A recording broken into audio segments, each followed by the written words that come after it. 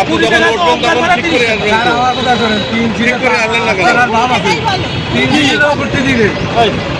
অবদান ভাড়া 30 টাকা আপনি করে দেবেন, এসে 20 টাকা নেবে, তাই না? খালি মাছ, চলে যা। হ্যাঁ? 1 টাকা আপনি পাবেন। হ্যাঁ, বুঝতে পারছেন, সবাই প্রশাসনের কাছে। সেটা আরো 40 টাকা দেবে। আরে, আপনার ঘরে খাওয়া খালি। 5 লিটার তেল। আমাকে তেল কিনে লাগছে না, 180 টাকা লিটার। আমাদের 180 টাকা। 180 টাকা আপনারা কোথা থেকে নিচ্ছেন? হ্যাঁ? কোথা থেকে লুজ নিচ্ছেন? দোকান থেকে। হ্যাঁ? লুজ দোকান থেকে। কোন দোকান থেকে? কোন জায়গা থেকে? আপনার নিছি, মধুখালীতে নিছি, কামারখালীতে নিছি। লুজ দোকানে তেল আছে? হ্যাঁ। মাইন্ড নেবেন না, মাথা সেট করে কথা বলবেন না, যা না, বলবেন সত্য কথা বলবেন। মাইন্ড- কত নিচ্ছেন? কোথা? 30 টাকা করে তেল কিনে আনতে হবে। কালকে হয়েছে 180 টাকা করে নিয়েছেন? 60 টাকা করে কিনে নিয়ে আসি। কোন জায়গাতে নিয়েছেন? অবদার থেকে। দোকানের নাম কি? দোকানের নাম আমি বলতে পারবো না। আমরা এক এক সময় এক এক জায়গাতে যাই, এক এক জায়গাতে তেল নিয়ে আসি। পাম্পে তেল পাচ্ছেন না? না, পাম্পেতে তেল পাম্পে পাচ্ছে তেল দিচ্ছে না। 2.5 ঘন্টা 3 ঘন্টা বা 200 টাকা।